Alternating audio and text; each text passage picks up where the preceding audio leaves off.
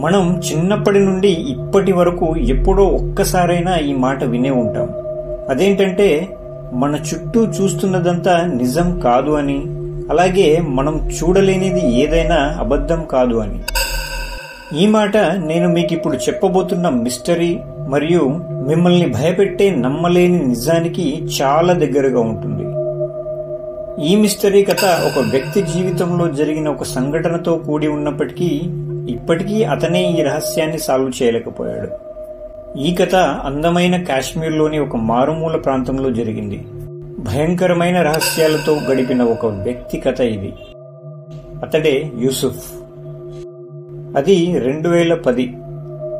యూసుఫ్ కాశ్మీర్లో తన తల్లిదండ్రుల్ని వదిలేసి న్యూయార్క్ పారిపోయి సరిగ్గా 20 ఏళ్లవుతుంది. అతనికిప్పుడు 40 ఏళ్ల వయస్సు.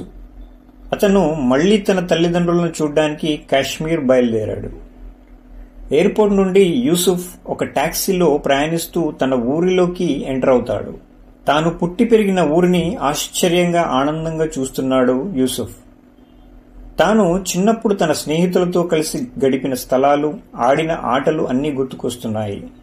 అమ్మా నాన్నలను కలిశాక తన స్నేహితులందరినీ కలవాలని అనుకున్నాడు. ఆ ఊరి పరిసరాలు దాదాపుగా ఏమాత్రం మారలేదు. తన ఇంటిని గుర్తుపట్టి కారుని ఆపమన్నాడు. యూసుఫ్ ఎంతో ఆనందంగా తన లగేజీ తీసుకుని వెళ్లి తన ఇంటి డోర్ని తట్టాడు.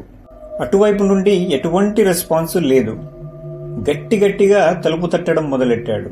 అది చూసి చుట్టుపక్కలున్న వాళ్లు బయటికి వచ్చి మరీ యూసుఫ్ని ఆశ్చర్యంగా చూస్తున్నారు. ఎంతకీ తలుపు తెరవకపోవడంతో నిరాశతో వెనక్కి వెళ్లిపోతుండగా ఆ తలుపులు మెల్లిగా తనంతట తానే తెరుచుకోవడంతో లగేజ్ తీసుకుని లోపలికి వెళ్లాడు. లోపల ఎవరూ లేరు. ఆ రూమ్ అంతా చిందరవందరగా దుమ్ము ధూళితో నిండి ఉంది. ఫస్ట్ ఫ్లోర్ లో అలికిడి వినబడడంతో యూసుఫ్ ఆదరాబాదరాగా మెట్లెక్కి పైకి వెళ్తాడు. అక్కడ అతని అమ్మా నాన్నలు చాలా అనారోగ్యంగా లేవలేని స్థితిలో చూసేసరికి యూసుఫ్ తన తల్లిని పట్టుకుని ఏడ్చేస్తాడు. తన తల్లిదండ్రులతో కొంచెం సేపు మాట్లాడిన తరువాత నీళ్ల కోసమని కిందికి వెళ్తాడు యూసుఫ్. కింద మొత్తం చీకటిగా మసకగా ఉంది. చాలా నిశ్శబ్దంగా భయాన్ని కలిగించేలా ఉంది. తాను వాటర్ బాటిల్లో నీళ్లు నింపుతుండగా అతనికి కిటికీ అద్దాలను ఎవరో గట్టిగా బాదుతున్న శబ్దాలు వినిపించాయి. యూసుఫ్ భయంగా అటువైపు చూస్తే ఆ గాజు అద్దాలపైన 2 చేతులు కనబడతాయి. అది చూడగానే యూసుఫ్ చాలా భయపడిపోయి చేతిలో ఉన్న బాటిల్ కింద పడేసి పైకి పరిగెడతాడు. తెల్లవారాక యూసుఫ్ తన తల్లితో రాత్రి జరిగిందంతా చెప్పాడు. ఆమె అతని వైపు ఒక మాదిరిగా చూస్తూ చిన్నగా నవ్వి, "నువ్వు చూసింది నిజమే. ఆ చేతులు మన వీధిలో ఉండే ఒక వ్యక్తివి" అనగానే యూసుఫ్ భయపడ్డాడు. దాంతో ఆమె, "అతనేమీ ఆత్మ కాదు, నీలాగే మనిషి. కాకపోతే అతనికి కాస్త మతి భ్రమించింది. ఇలాగే మన వీధిలో ఉండే ఇళ్ల దగ్గరికి వెళ్లి కిటికీలపైన గట్టిగా కొడుతూ అందరినీ ఇబ్బంది పెడతాడు" అని చెప్పింది. అది విని యూసుఫ్ లో భయం పోయి రిలాక్స్ అవుతాడు.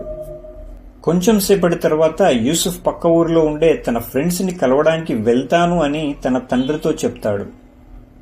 దానికి ఆయన ముందు వెళ్లవద్దని చెప్పినా తర్వాత ఒప్పుకొని ఒక ఖచ్చితమైన షరతుని యూసుఫ్ తో చెప్తాడు. "నువ్వు ఎక్కడికైనా వెళ్ళు, కానీ రాత్రి 12 గంటల లోపు ఇంటికి వచ్చేసే" అని గట్టిగా చెప్తాడు. దానికి యూసుఫ్, "నేనేమైనా చిన్నపిల్లన్నా, ఏమీ కాదులే" అనుకుంటూ వెళ్లిపోతాడు. ఆ రోజు సాయంత్రం పక్క ఊరిలో ఉన్న తన స్నేహితులను కలిసి ఒక నైట్ పార్టీకి అక్కడే ప్లాన్ చేసుకుంటారు.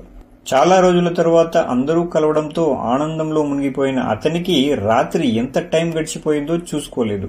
అప్పుడు సమయం అర్ధరాత్రి 1 గంట అవుతుంది. పార్టీకి అటెండ్ అయిన అందరూ వెళ్లిపోయారు, ఒక్క స్నేహితుడు వహీద్ తప్ప. ఇక నేను కూడా బయలుదేరుతానని యూసుఫ్ వహీద్తో అనడంతో, "ఇంత అర్ధరాత్రి వేళ వెళ్లవద్దని, నువ్వు వెళ్లే మార్గం అంత సేఫ్ కాదని" అడ్డుకుంటాడు. దానికి యూసుఫ్, "నేను వచ్చేటప్పుడు అదే మార్గం గుండా వచ్చాను, అంతా బాగానే ఉందే, ఏమీ కాదు, నేను వెళ్తాను" అన్నాడు. అప్పుడు వహీద్ అతనితో ఒక కథ చెప్తాడు. "నువ్వు వచ్చిన ఆ మార్గం గుండా ప్రయాణం చేయడానికి ఈ ఊళ్ళో నివసించే వాళ్లు భయపడతారు. ఎవరూ అటువైపు కూడా వెళ్లరు. నువ్వొచ్చిన ఆ దారిలో ఒక పొడవాటి బ్రిడ్జికి ఒక భయంకరమైన చరిత్ర ఉంది. అదేంటంటే 1990లో ఒక రాత్రి వేళ దాదాపు 50 మందిని దారుణంగా ఆ బ్రిడ్జి పైన చంపి ఆ పక్కన ఉన్న చెరువులో పడేశారు. ఈ విషయం తెలియని వాళ్ళు ఎవరైనా రాత్రి వేళ అటువైపు వెళితే వాళ్లకు భయంకరమైన అనుభవాలు జరిగాయి. వాళ్ళకి అక్కడికి వెళ్లగానే పసిపిల్లల ఏడుపులు, రక్షించమని గట్టిగా అరుపులు వినబడతాయి. చాలా మందికి నిర్మానుష్యంగా ఉన్న ఆ వంతెన పైన ఉన్నట్టుండి ఎవరో తరుగుతున్నట్లుగా, వెంటపడుతున్నట్లుగా అనిపించిందని వహీద్ చెప్పాడు. అది విన్న యూసుఫ్ గట్టిగా నవ్వి, మా నాన్న కూడా నీలాగే చెప్పాడు, నేను ఇలాంటివి అస్సలు నమ్మను అని వహీద్ ని బలవంతంగా ఒప్పించి అక్కడి నుండి బయలుదేరాడు. యూసుఫ్ కార్ డ్రైవ్ చేస్తున్నాడు, కానీ మనసులో కాస్త భయం మెల్లిగా స్టార్ట్ అయింది. అలా వెళ్తుండగా వహీద్ చెప్పిన వంతెన రానే వచ్చింది. అంతా మామూలుగానే ఉంది కదా అనుకుని వెళ్లిపోతుండగా వంతెనకు ఒక మూలన ఒక చిన్న పాప కూర్చుని గట్టిగా ఏడుస్తోంది. మొదట అది చూడగానే యూసుఫ్ కి భయమేసింది. కారు స్లో చేశాడు. ఆ పాప చాలా దీనంగా అతని కేసి చూస్తూ ఏడుస్తుంది. యూసుఫ్ ఆ క్షణం అది ఆత్మ అని ఎంత తనని తాను కన్విన్స్ చేసుకున్నా కాదు, అక్కడ నిలబడి ఉన్నది ఒక చిన్న పాప. ఒంటరిగా ఆ పాప అక్కడేం చేస్తుంది, తనకు తప్పకుండా సహాయం చెయ్యాలి అని నిర్ణయించుకుని కారు పక్కన ఆపి మెల్లిగా దిగాడు. ఆ పాప ఏడుస్తూనే ఉంది. ఎవరు నువ్వెక్కడికి వెళ్ళాలి, ఎందుకు ఏడుస్తున్నావు అని అడిగాడు. దానికి ఆ పాప, నేను చాలా రోజులుగా మా అమ్మా నాన్నల కోసం వెతుకుతున్నాను, నన్ను వాళ్ల దగ్గరికి తీసుకెళ్ళండి అని ఆ చెరువు వైపు చూపించింది. పాప చూపించిన వైపు యూసుఫ్ పరిశీలించి చూశాడు. అతనికి అక్కడ 2 శవాలు నీటిపైన తేలుతుండడం చూసి భయంతో ఒక్క అడుగు వెనక్కి వేశాడు. అప్పుడు పాప ఇలా అంది, నా పేరెంట్స్ నే కాదు, ఇంకా ఇక్కడ చాలా మంది ఈ చెరువులో పడిపోయారు, కాపాడండి అని గట్టిగా ఏడుస్తోంది. అదంతా చూసిన యూసుఫ్ కి తన స్నేహితుడు చెప్పిన కథ అక్షరాల నిజమని తెలుసుకుని వేగంగా కారు వైపు పరిగెత్తి కారులో కూర్చుని కారు స్టార్ట్ చేసి స్పీడ్గా వెళుతుండగా తాను వెళ్తున్న దారి మొత్తం రక్తంతో ఉండడం గమనించాడు.